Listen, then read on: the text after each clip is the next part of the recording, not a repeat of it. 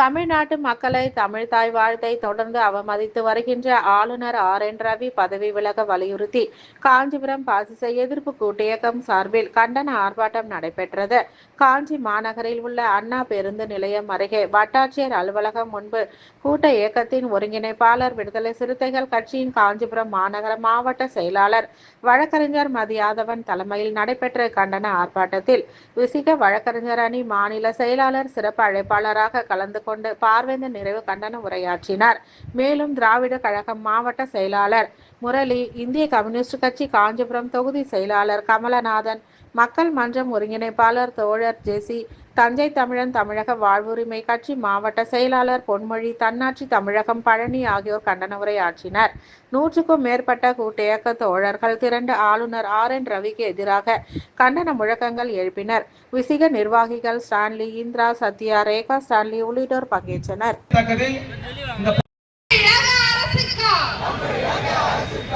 8 கோடி மக்களால் வாக்கு பெற்று ஆட்சிக்கு வந்த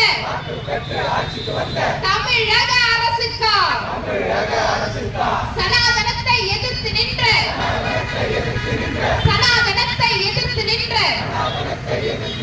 வள்ளலாரை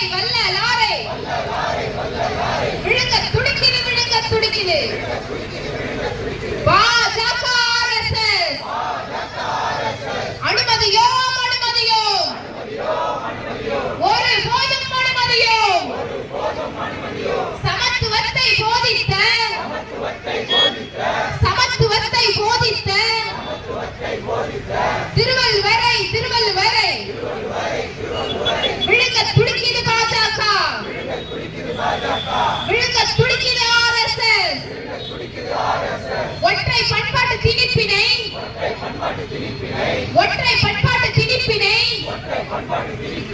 எதிர்க்கும் மாநிலங்களை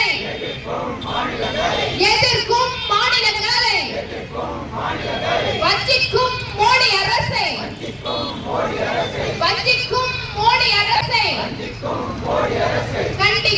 கண்டிக்கின்றோம்.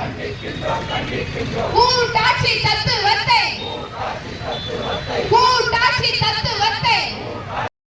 இங்கே கூடியிருக்கின்றோம்.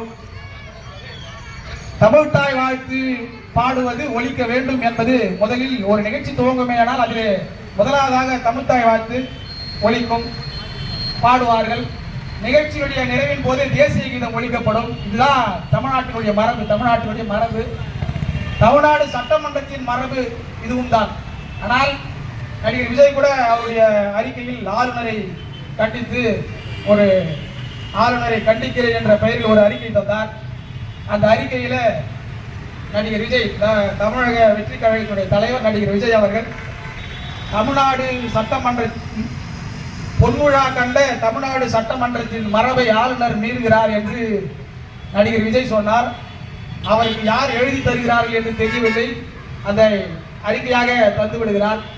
தமிழ்நாடு சட்டமன்றம் என்பது புரட்சியாளர் அம்பேத்கர் அவர்கள் இயற்றிய அரசமைப்பு சட்டத்தின்படி மக்கள் திராவிடர் கழகத்தின் மாவட்ட தலைவர் அண்ணன் நாவே முரளி பதவி விலக வேண்டும் என்கின்ற பாசிச எதிர்ப்பு கூட்டு இயக்கத்தின் சார்பிலும் நான் சார்ந்திருக்கின்ற விடுதலை சிறுத்தைகள் கட்சியின் சார்பிலும் என்னுடைய மொழியும் தமிழ்.